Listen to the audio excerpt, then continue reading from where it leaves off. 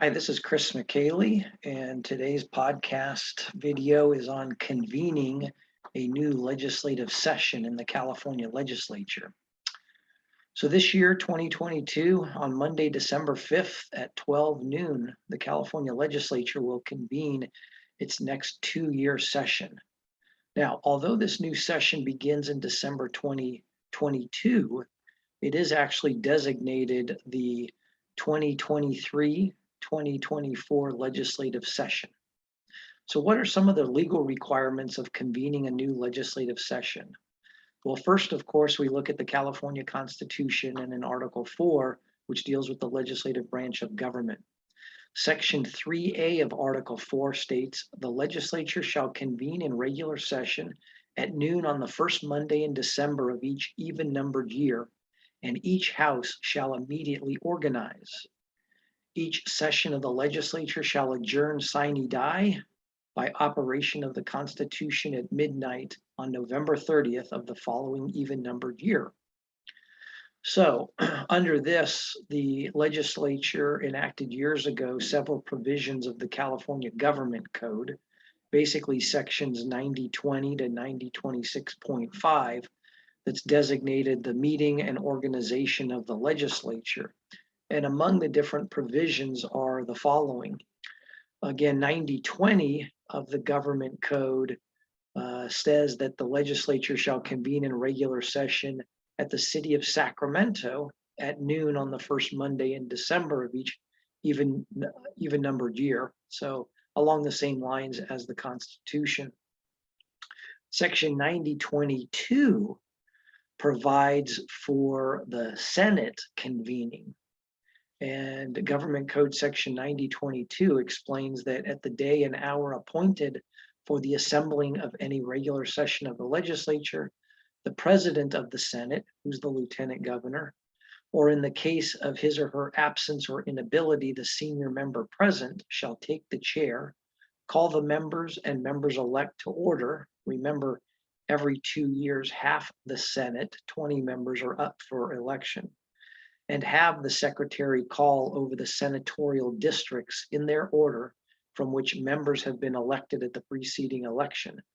As the districts are called, the members-elect of the Senate present their certificates of election and take the constitutional oath of office, and then they assume their seat. And of course, if a quorum is then present, the Senate may then elect its officers. In a similar way, Section 9023 of the Government Code provides for the State Assembly very similar language that at the day and hour appointed, the chief clerk, though, of the Assembly or the senior member-elect present takes the chair, calls the members elect, which is all 80 members of the Assembly every 2 years, and calls a roll of the counties in alphabetical order. And as the counties are called, the members-elect present their certificates of election, which, by the way, are issued by the Secretary of State. They too must then take their constitutional oath of office and assume their seats on the assembly floor. If there's more than one senior member-elect present, and the senior members are unable to agree as to who shall take the session to order, the Attorney General or one of the Attorney General's deputies calls the session to order. Thereafter, after everyone is sworn in, if a quorum is present, then the Assembly elects its officers, and there shall be no other business, motion, or resolution considered before the election of the Speaker, except a motion to adjourn or a motion to call the House to order. Section 9025 of the Government Code provides that an entry of the oath of office taken by members of the legislature are required to be placed in the daily journals of the Senate and the Assembly. Note one interesting thing. Prior to December 5th, 2022, or the first Monday in December, the four political parties in the two houses organize themselves. The Assembly actually has a specific rule on this. The Senate does not have a similar rule. Assembly Rule 13.1 is titled Organization of Party Caucuses. And what it says is within 2 days after the general election held in November of each even numbered year. So in 2022, it'll actually be Thursday, November 10th, 2 days after the election, general election on November 8th. The caucus of the political party having the greatest number of members, Democrats, and caucus of the political party having the second greatest number, Republicans, each may meet for the purpose of selecting their officers for the next regular session.